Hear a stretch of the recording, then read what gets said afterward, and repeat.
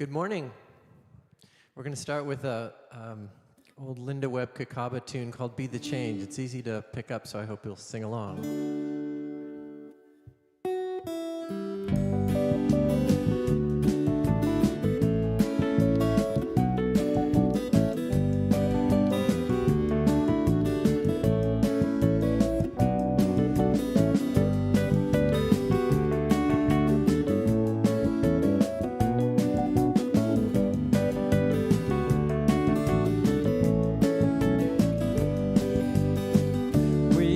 To be the change we want to see, be the gift we want to receive, sing the songs we want to hear, walk in faith we want to be, want to believe, be the change we want to see, be the gift we want to receive, sing the songs we want to hear, walk in faith we want to believe. We've got to be the change we want to see and be the gift we want to receive, sing the songs we want to hear, walk in faith we want to be, want to believe, be the change we want to see, be the gift we want to receive, sing the songs we want to hear, walk in faith we want to believe.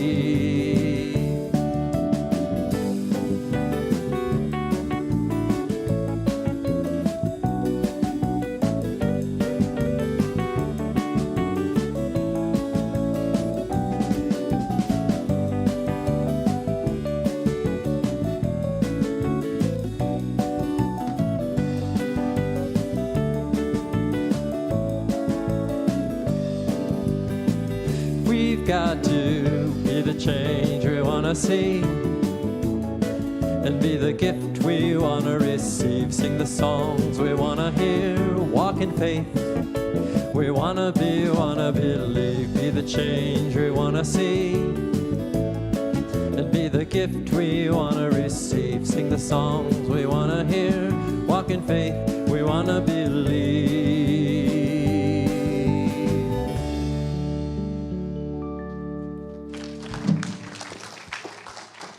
Well, thank you very much, Mr. Christopher Fritchie and the gentlemen of the band. I think I like that song. I just need to hear it about 10 more times, and then I'll have it. It was so nice watching you sing. Good morning. Welcome to the Center for Spiritual Living. I am Edward Viljoen, and I am here to welcome you to our center. And to our live stream viewers, thank you so much for being here, watching us from wherever you are in the world. We'd love to know where you're watching from, so please drop us a note, either through email or in the comments section. In our commitment to being mindful with resources, we no longer print out and hand out a bulletin on Sunday mornings. However, it is available online on our website, CSLSR.org. It's under a photograph of a typewriter, and in it is everything you need to know about our center operation. We have a youth and family program. It's offered at 11 a.m. service each Sunday. And there are lots of opportunities to volunteer in our youth and family program. And that is a wonderful way to fulfill that spiritual practice of selfless service. Just to give some time, maybe once a month, every other month, in our youth and family service. And if you want to find out about that, send an email to youth@cslsr.org, and we will let you know how easy it is to help enliven our Sunday experience for our youth and family. And today, you can meet our teens because they are selling holiday wreaths in the social hall, and they're doing that to raise funds so that they can go to winter camp. That's coming up. I invite you to speak aloud our vision and mission. The Center for Spiritual Living is a spiritual community that promotes global transformation through personal transformation. Our purpose is to awaken humanity to its spiritual magnificence. We are motivated by a compelling global vision that inspires us to bring the gifts of compassion, integrity, and loving kindness to the world through our programs and teaching. Together, we are helping create a world that works for everyone. Part of this global vision that we referred to says this: we envision a world where each and every person has enough food, a home, and a sense of belonging, a world of peace and harmony and justice for all. And we work toward that vision through our 5 core spiritual practices in our teaching, which I invite you to read with me. Spiritual study, affirmative prayer, meditation, selfless service, and spiritual circulation. Spiritual circulation is a whole group of practices that includes appreciation, acknowledgement, gratitude, giving, receiving, and asking.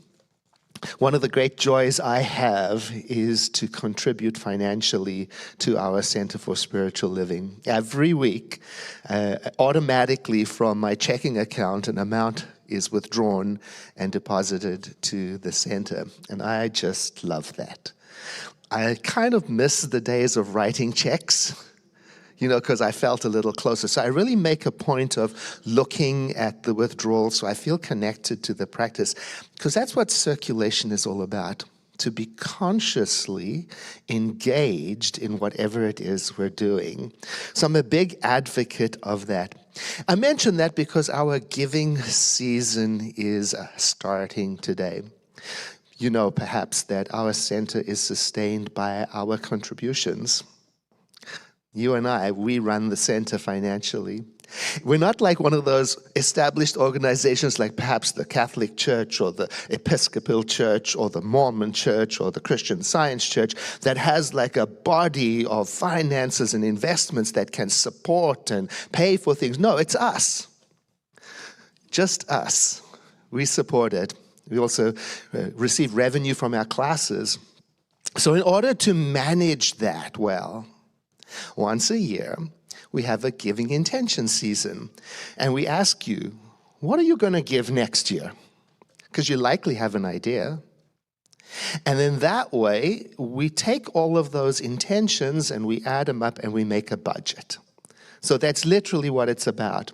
It means the world to us to receive those forms so that we can plan properly. We know what's coming. It's just good business like you would in your own home. Plan a budget and spend wisely. So today in the social hall, there are members of the Giving Intention team. They're ready to receive your form. You can fill it out. Of course, you can also do it online. Now, the amount that I give weekly is personal, obviously, and as is yours. But I was invited to think about, I'm talking about a long time ago, when I first came to a Center for Spiritual Living. And I can say it saved my life, It rearranged my whole worldview. It gave me the tools to navigate hard times. It helped me refocus my consciousness. It helped me find my place. And I was invited to place a value on that. That blew my mind, Because I grew up in a tradition where contributing on a Sunday was just the change in my pocket. I never thought about being a steward, being an owner, being a co-creator of the very place that was saving my life.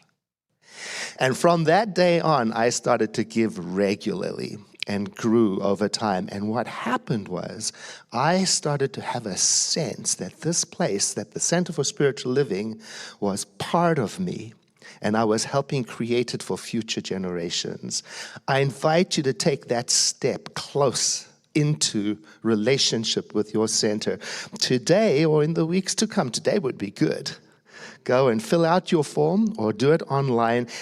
And of course, we have a gratitude gift for everyone who fills in a form, more than one.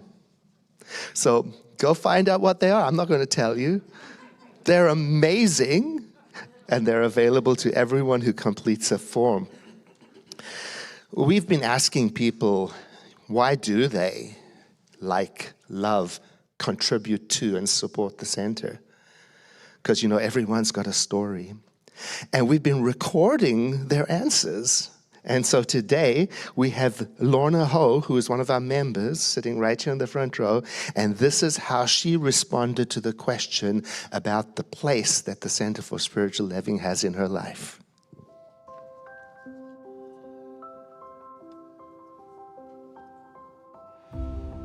I am an artist, and I get inspiration from the Center for Spiritual Living Santa Rosa by way of messages, music, visuals, events, and classes.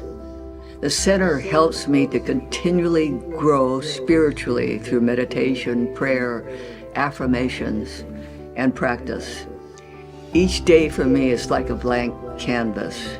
I do have the power to decide whether I want to be negative or positive and how I want to view things. One thing I've struggled with the last 20 years is my hearing loss, which has caused me at times to feel depressed, anxious, and frustrated. So I have to remind myself every day that I have so many things to be thankful for. For example, my health and my eyesight.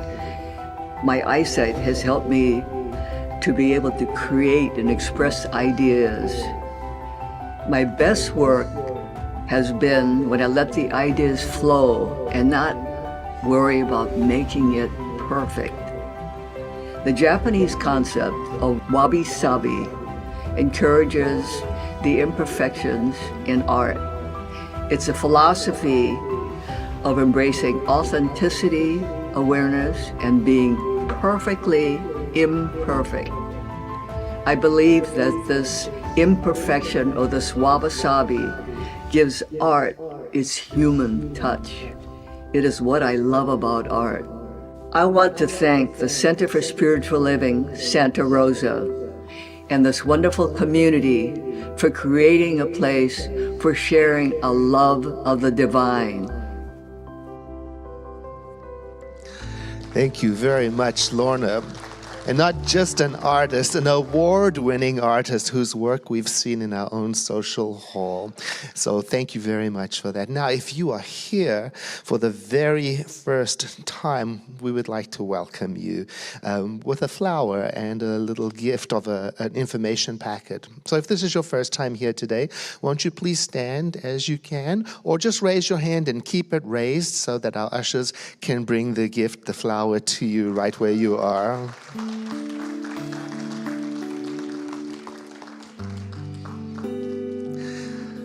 And while the ushers are handing that out, if you're online and you've tuned in for the very first time today, won't you let us know by way of a comment or by sending us an email so that we can welcome you also.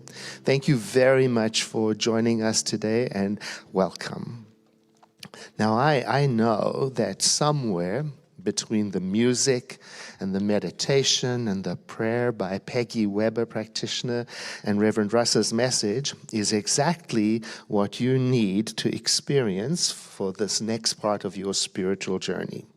So I invite you to feel welcome here and to create the space for inspiration to take place by breathing in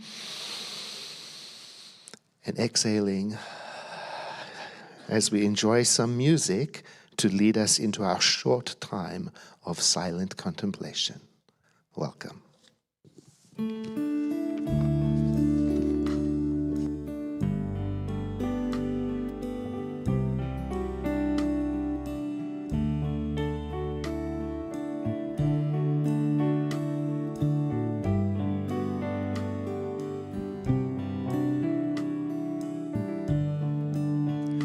When I look in your eyes, I see the beloved looking back at me. When I stand next to you, I can feel the beloved in you. You are my soul. soul. You are my inspiration. With you in my heart, I'm never alone. We are one. There is no separation. When I rest in you, I'm home. When I touch your heart, I feel the beloved. Feel the beloved touching me. When I open my heart, I open to the beloved in you.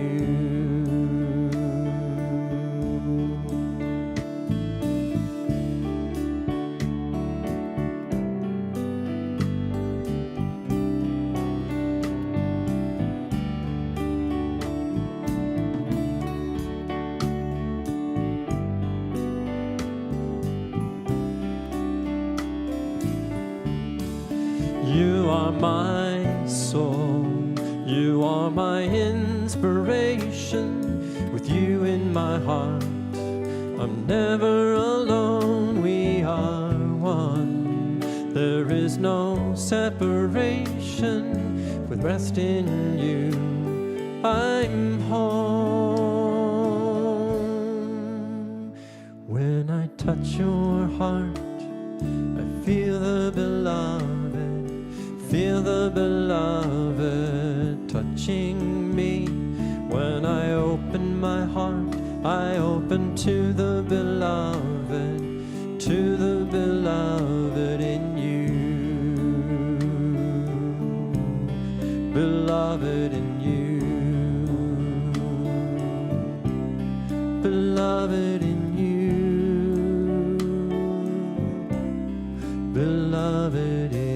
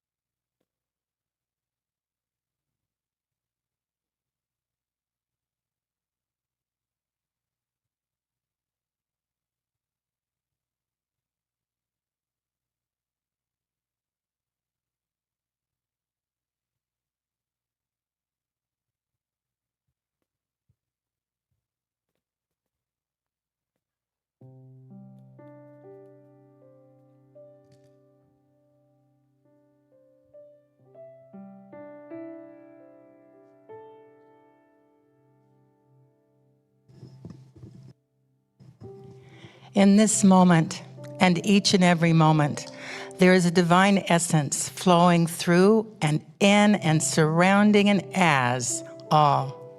It is that one life showing up in so many ways with so many names. By whatever name it goes by and however it shows up, it is simply absolute. Absolute in love, absolute in spaciousness, absolute goodness everywhere, knowing only the highest good for all of its creations. It simply is whole and complete and perfect, no matter what it is, where it is, how it is. And I am united with that life and that divine essence as each of us here in this sanctuary and on stream and throughout the universe. All of us, a creation, an individuated expression of that divine life, showing the world what each of us is with that energy flowing through us. I accept this morning that divine life is simply here, showing through all the best of what is. It is in the announcements, the prayer, the message, the music, all of us coming together as a community of like-minded people and of those who want to know more about that divine one and all, and as all. I give great thanks for this time and simply release this word into the law that always acts as it is directed. And together we say, and so it is. Good morning. My name is Peggy Weber. I'm a practitioner here at the center. Would you please join me in the affirmation that is on the wall? I stand in my power as a presence of God. Thank you.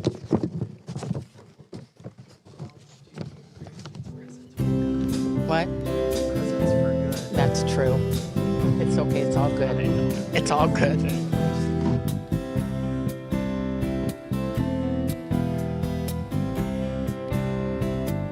I want to live in the world, not inside my head.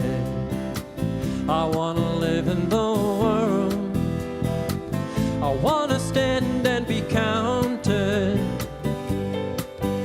with the hopeful and the willing, with the open and the strong, with the voices in the darkness, fashioning daylight out of song, and the millions of lovers alive in the world.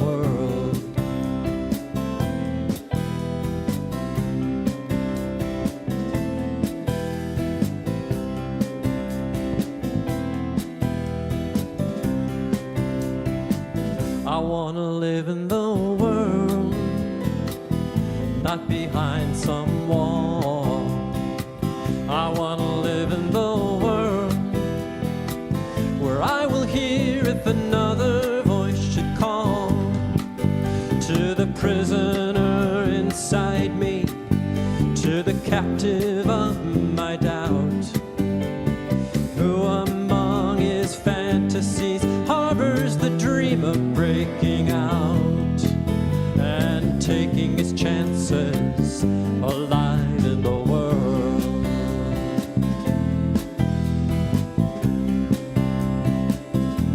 To open my eyes and wake up alive in the world. To open my eyes and finally arrive in the world.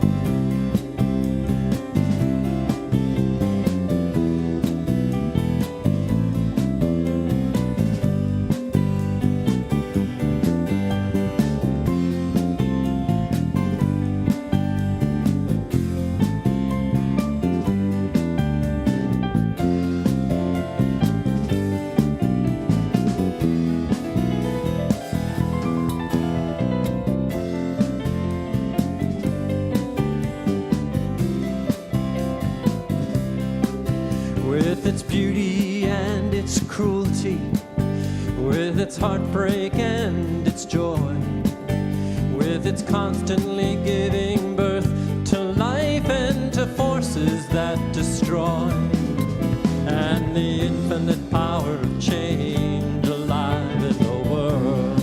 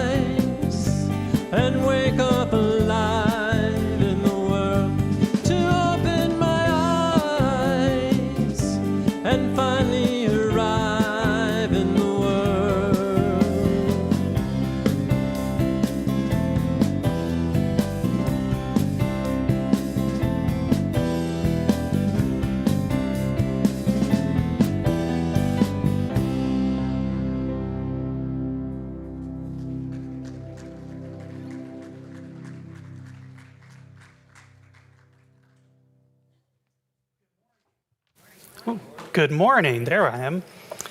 Can we give some more love to Mr. Christopher Fritchie and Fran and Brett and Nick for waking us up with that music today? Thank you.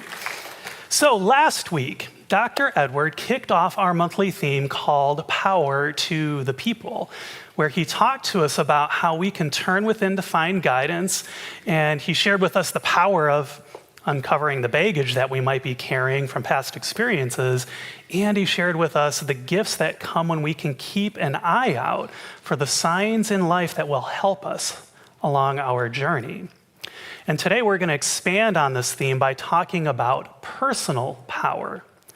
So to do that, here's some of the things that we're going to talk about. The first is the spiritual idea of abundance. This idea that we have within us the ability, the power to see possibility even in the midst of limitation. And we have the power to grow a mindset that is rooted in abundance so that we can see all of the paths that are available to us. And the second idea that we're going to look at is how the spiritual practice of giving can unlock more ease, more flow, more life by growing our ability to see that our world is full of possibility. And then the third thing that we're going to talk about is how we can develop a sustainable giving practice that will keep us tuned in to this feeling, this experience of abundance, and then through that flow of possibilities, discover our own personal power. How does that sound? Okay, so first, I have to start in Wisconsin. You know, that quirky state that's filled with cows and cheese and the Green Bay Packers. And I grew up in Wisconsin, and growing up there, I would spend many summers with my grandparents who lived in this little town of 5,000 people surrounded by 5 million ears of corn. And my grandparents, they grew up in the Great Depression, and they worked very hard for the few material comforts that they had. And my grandfather, he was a carpenter. My grandmother, she was a stay-at-home mom and grandmother, and she also gardened on the side, as though being a stay-at-home mom was not enough work.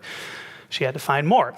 So my summers would be spent there with my grandparents, and they would take me with them when they would go grocery shopping, and they would go to all of the supermarkets in the town, which was 2. And I know that was a lot for that town, to be perfectly honest. And they were looking for the best deals. That's why they went to all of the supermarkets, to find the best deals, to use all of the coupons that they had, which was a whole box's worth, because they were living paycheck to paycheck, Social Security paycheck to paycheck. They did not have very much. And me, being the little kid who liked to play with toys, I would ask my grandma, because she was the one who was easiest to work over, "Grandma, can I have that box of Legos?" Usually the answer would be no. And every now and again, actually more often than not, it would be, "Do I look like I'm made of money? Does money grow on trees?" We don't have enough money. And so the seeds started to get planted in me, this idea around not having enough. And I grew up only able to see limitation in most of my life.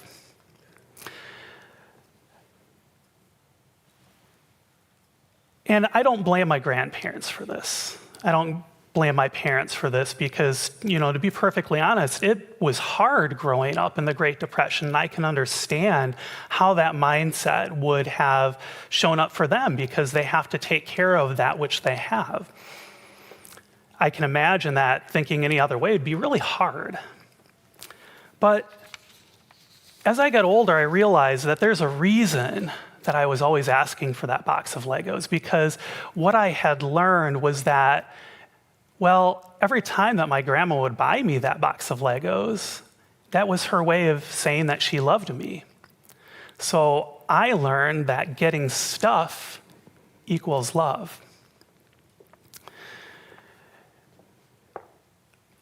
But that wasn't my whole life. I started to learn as I found my way into a center for spiritual living, much like this one, that there's a different idea of abundance. In the science of mind, which is what we teach here at the center, our founder, Ernest Holmes, shares with us an idea of abundance that is about being able to see possibility beyond the limits of our imagination.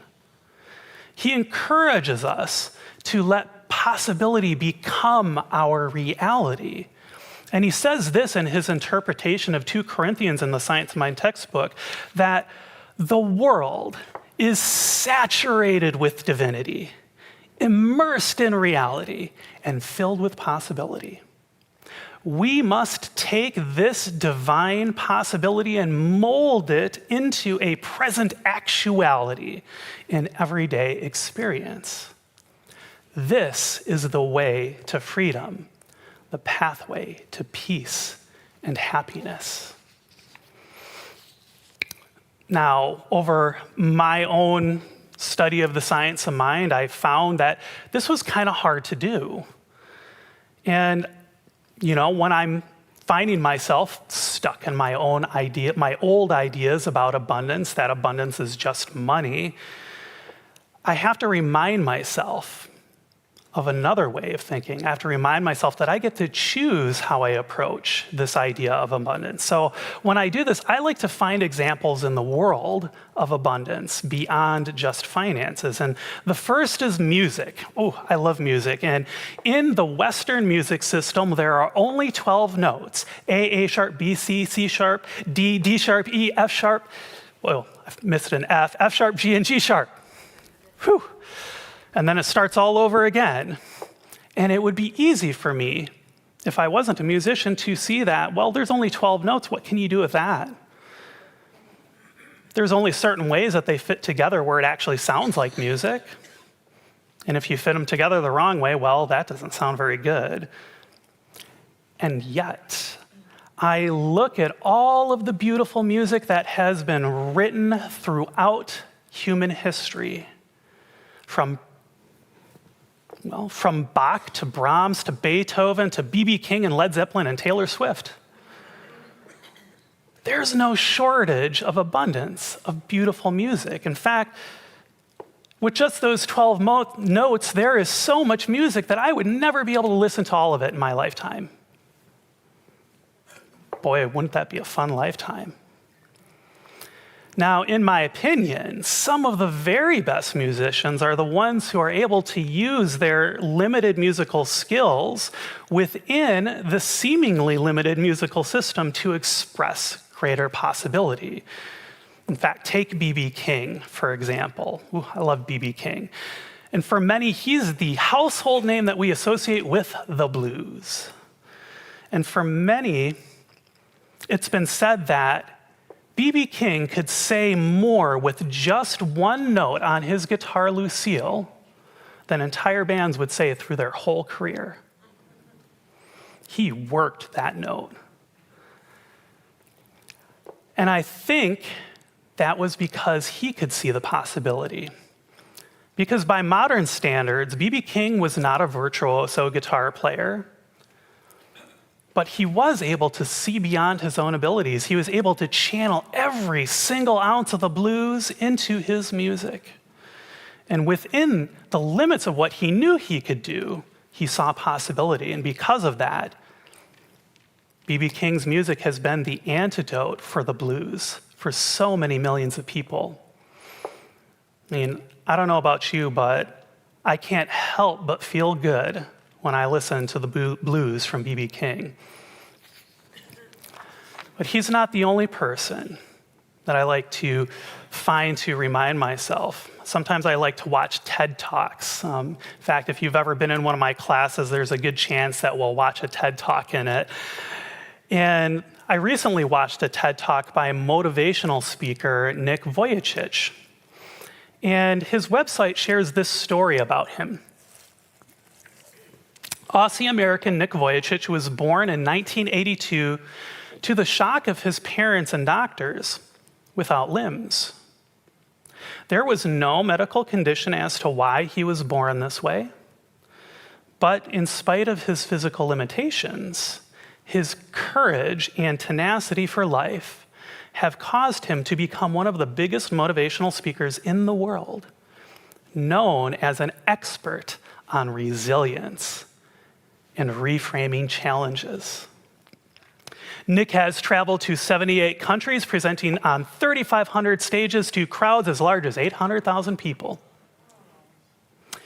He works with education ministries of various nations, live streaming his anti-bullying message to youth, and also developed the Attitude is Altitude curriculum, helping to enforce values and positive attitudes for Generation Z.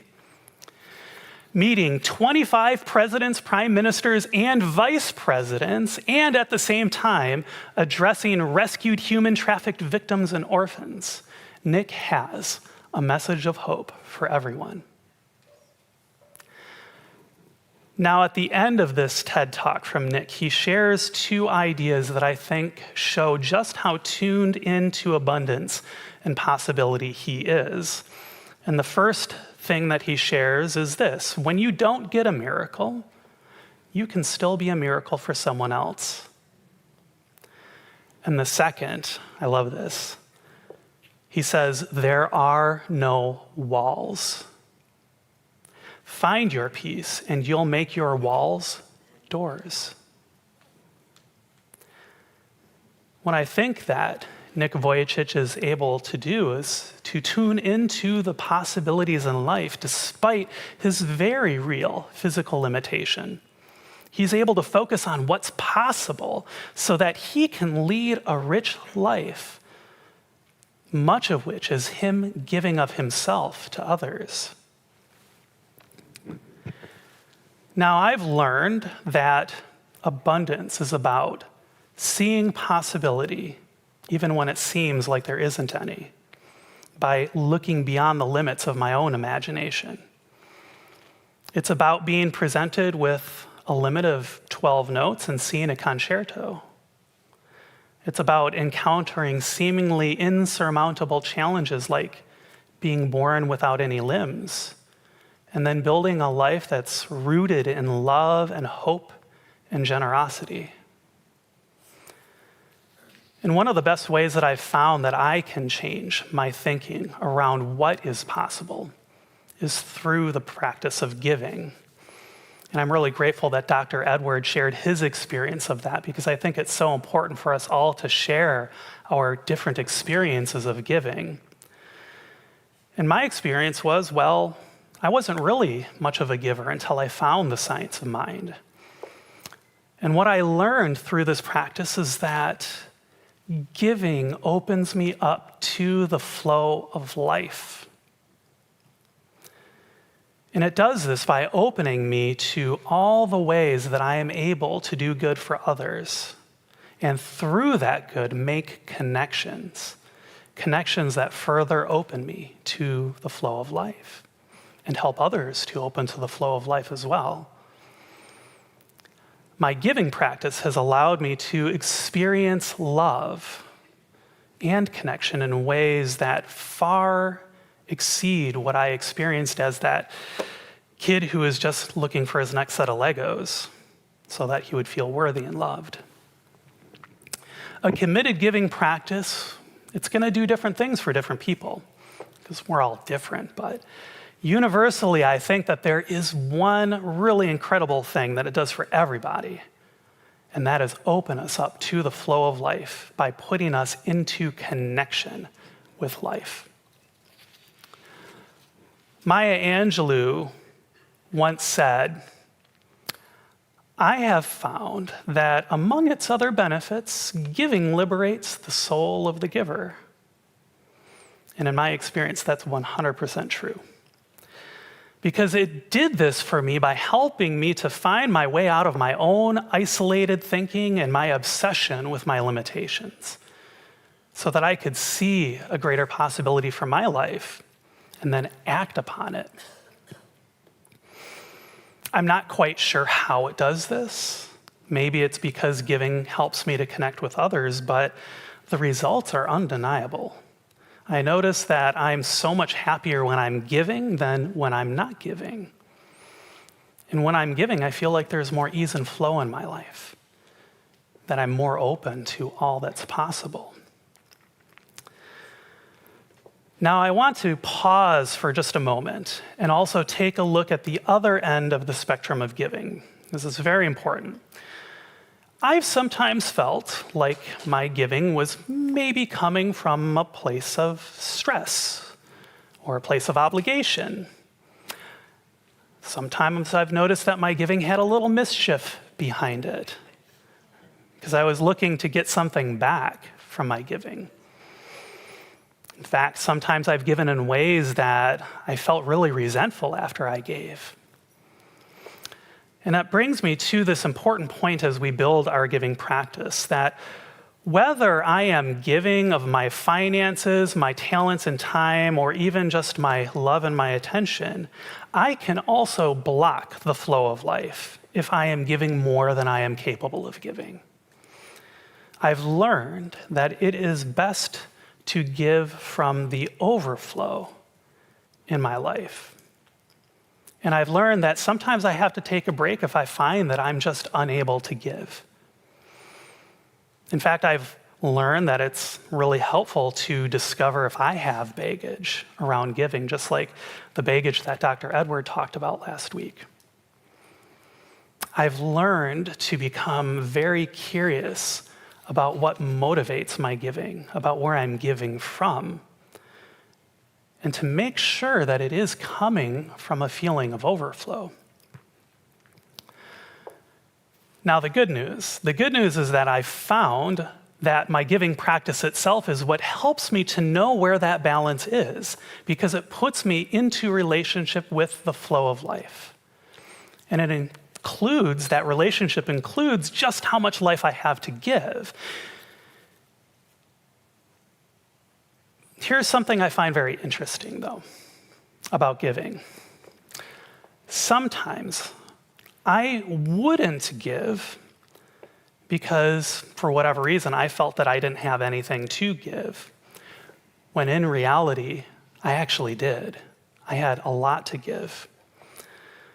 And so what I've noticed with my own giving practice is that it has opened me up to know all of the ways that I am able to give, ways that I never knew were possible. For example, many years ago in one of my IT jobs, I got to work on moving this gigantic data center from one location to another, which is a big deal. It was a few $1 million worth of equipment that we had to move. And at that point, I already had a committed giving practice. And it helped me to know that I actually had far more to give in that situation than I thought was possible.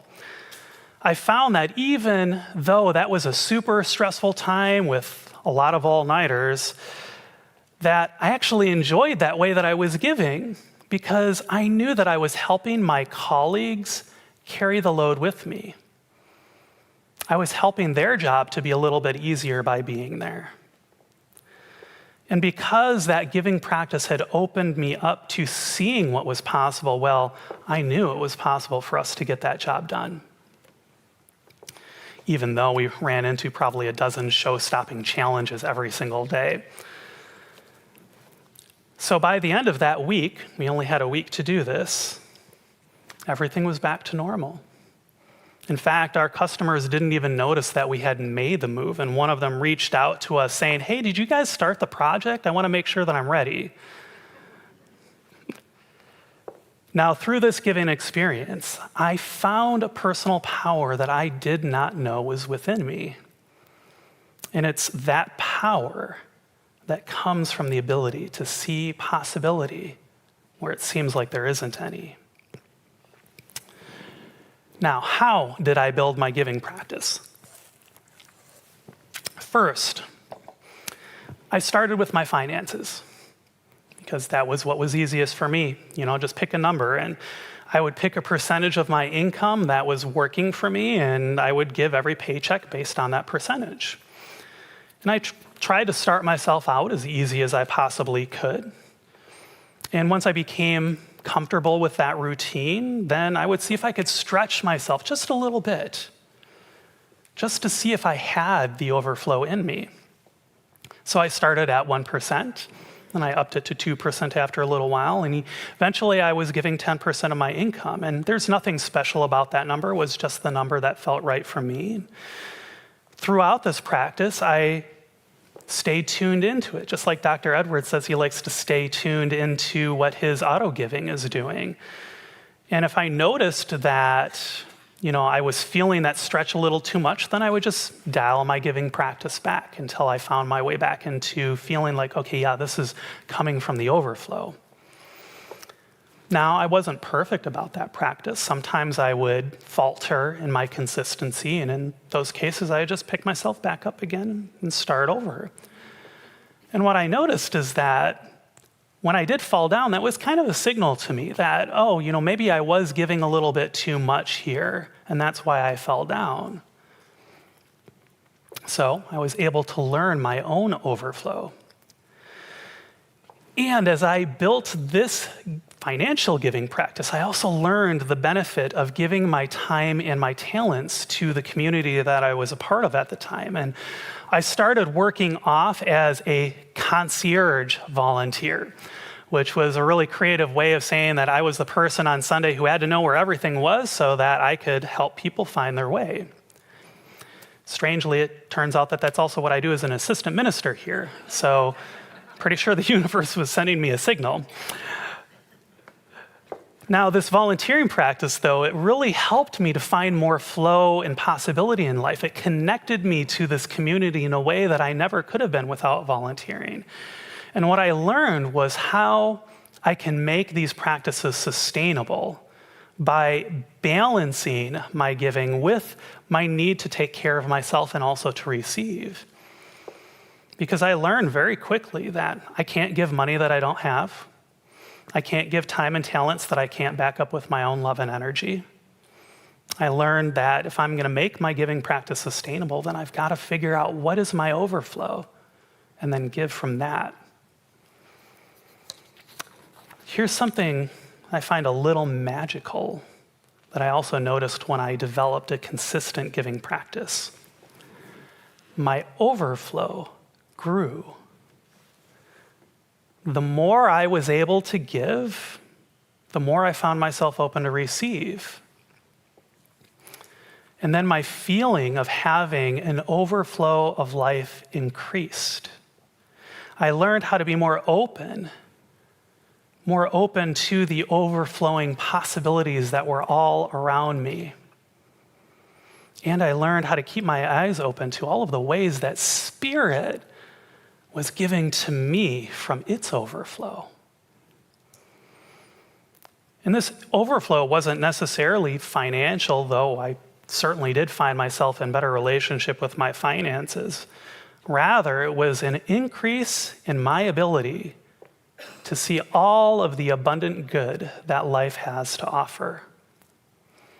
I was able to find more possibility in the midst of limitations, just like B.B. King could find so much possibility in just one note on Lucille.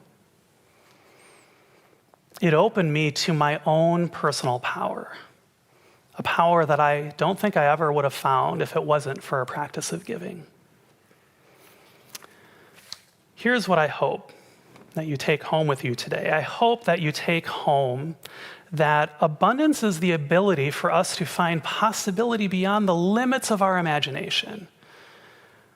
I hope you take home that a balanced practice of giving and receiving can open you up to the flow of life and to help you to experience more of life's overflow.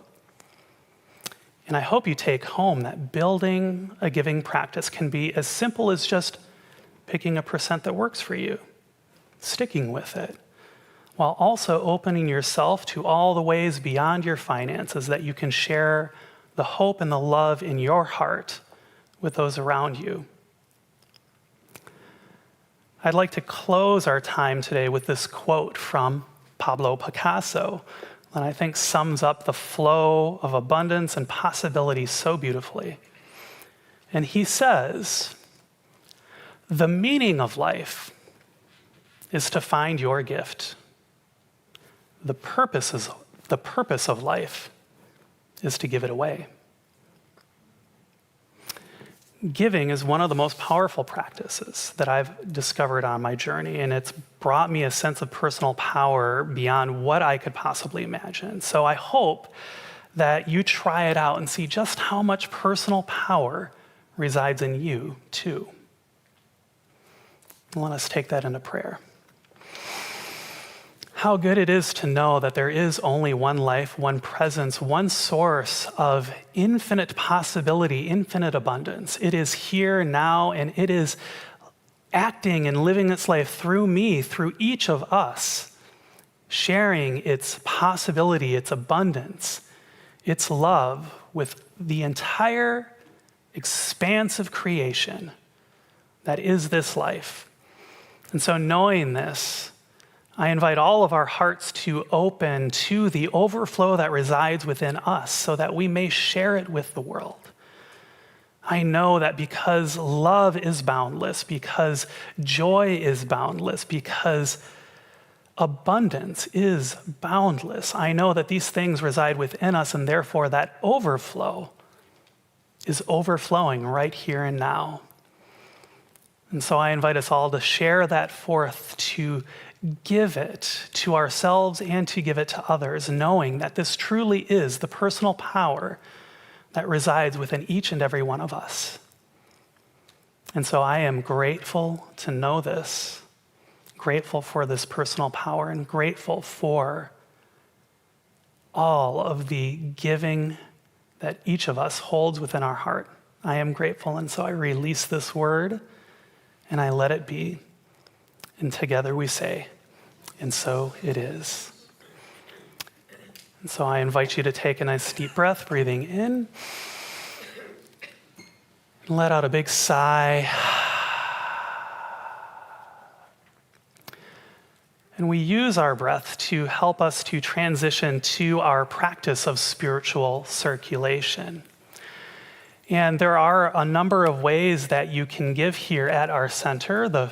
You can give online on our website, cslsr.org/donate. That has all of the ways that you can give. We also have text to give. I use that myself because I find that fast and easy, and it helps to keep me connected to my giving.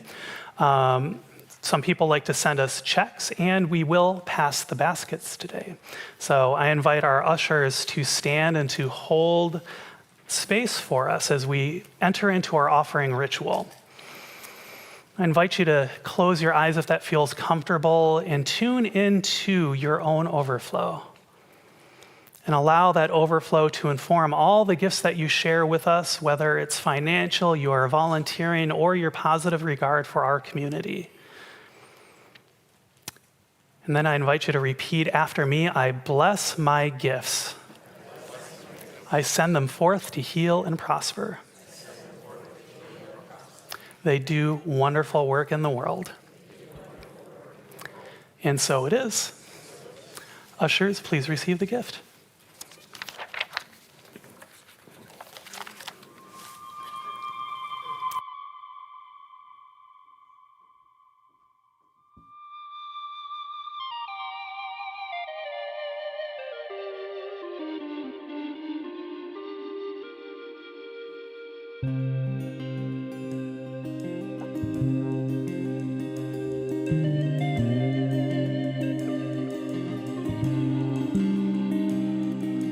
On a getaway to a distant land, reality's written in a different hand. Still you recognize the call of graffiti on a temple wall.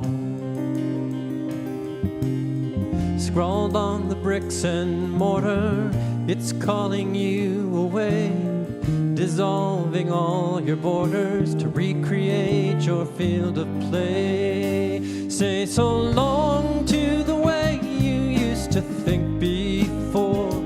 Say goodbye to the way it used to be. There's a new world waiting, open up your door to the rest of your destiny. Say yes to the rest of your destiny.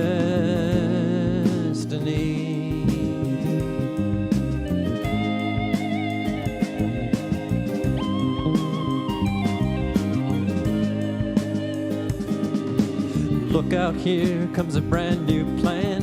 Folks at home will never understand how this land got a hold on you. Can't explain it, but you know it's true. This place feels like a good friend. You'd think it would feel strange, and yet you're not afraid to let your whole life change. Say go long to the way you used to think before. Say goodbye to the way it used to be. There's a new world waiting. Open up your door to the rest of your destiny. Say yes to the rest of your destiny.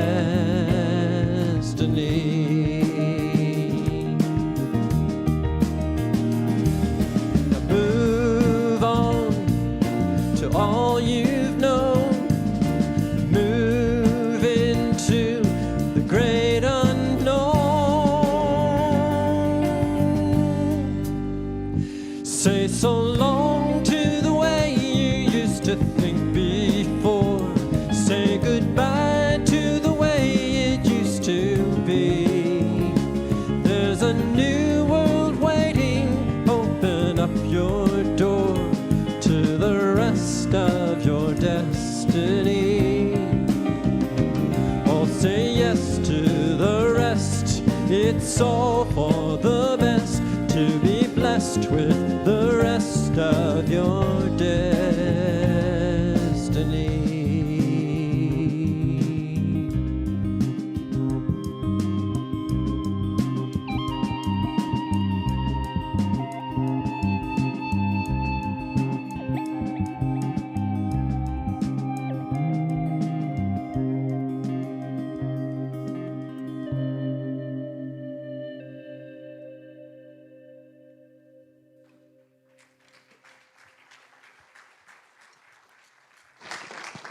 Oh, thank you so much. I was looking for the flute player.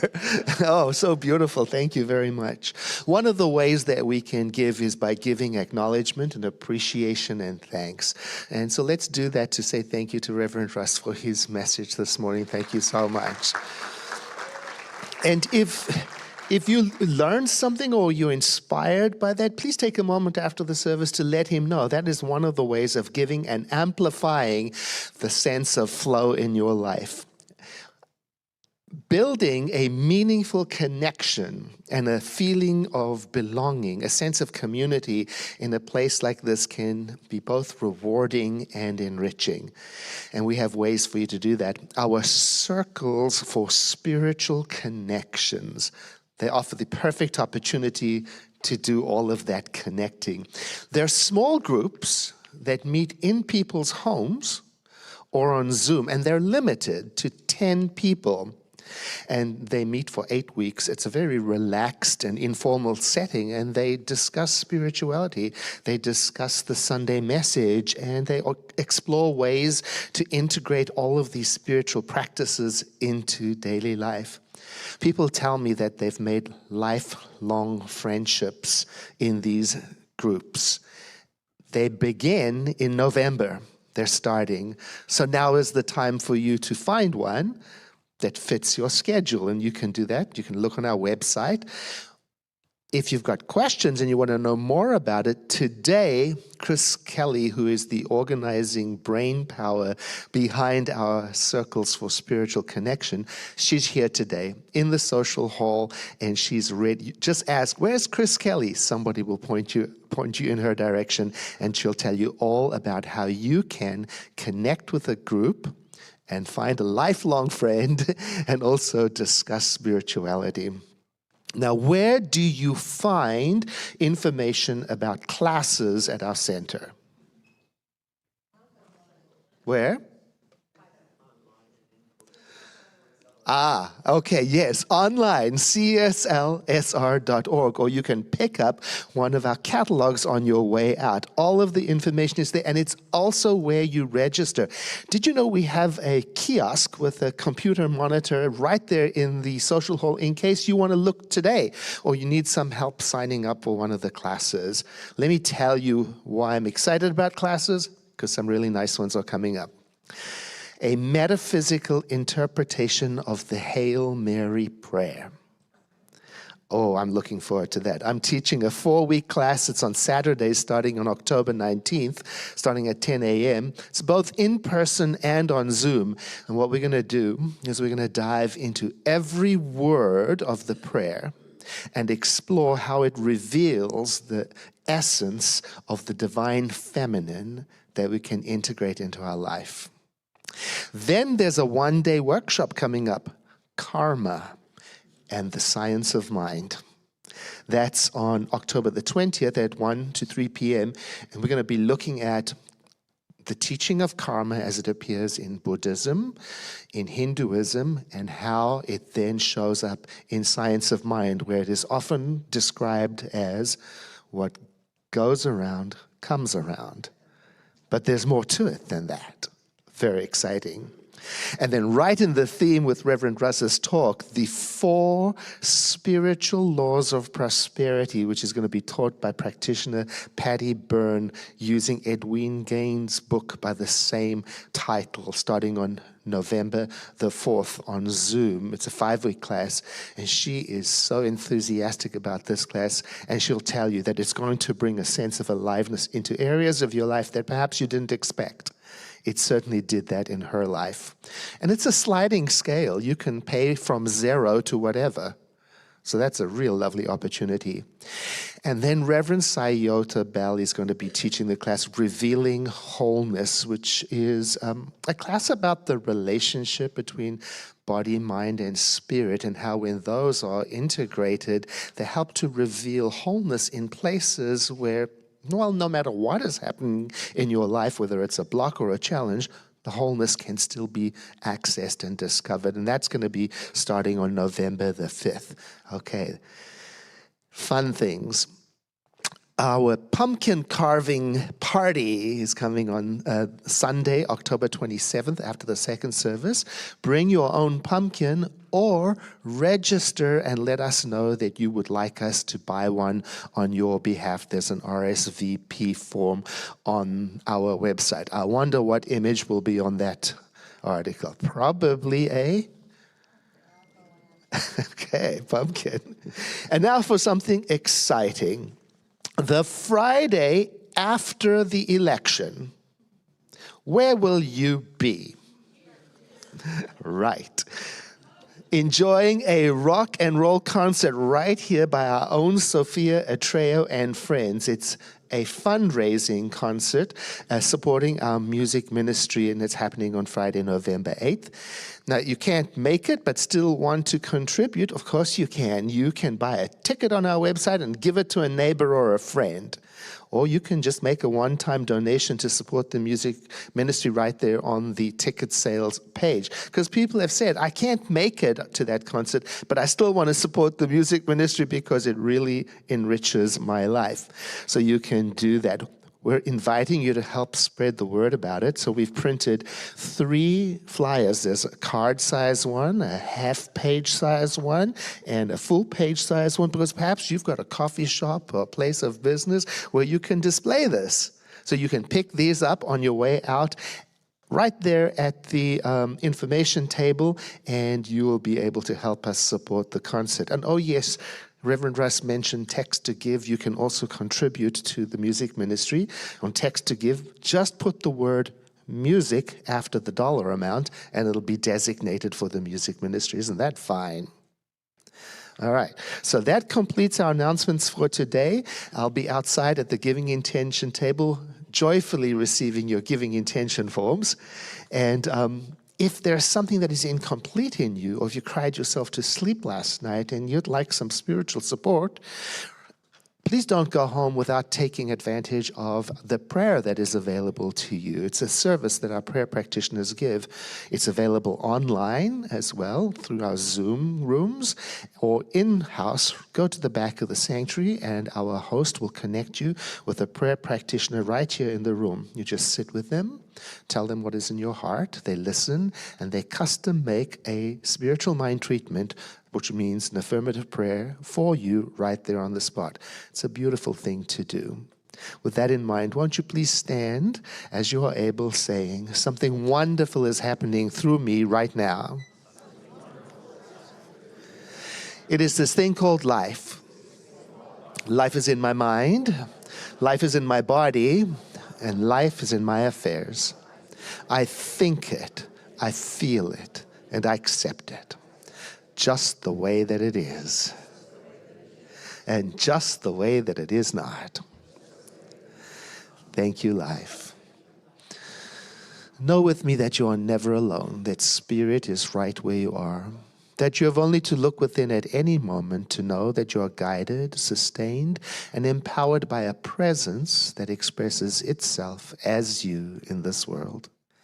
In deepest gratitude, let us live our lives accordingly, so that in everything that we do and say and think, we honor this presence within. And so it is. Thank you for being here. Let us close our time together with song. So let there be peace. I am a stand for peace. Let there be love. I am a stand for love. Let there be joy. I am a stand for joy. We are making a new world now. Yeah, let there be peace. I am a stand for peace. Let there be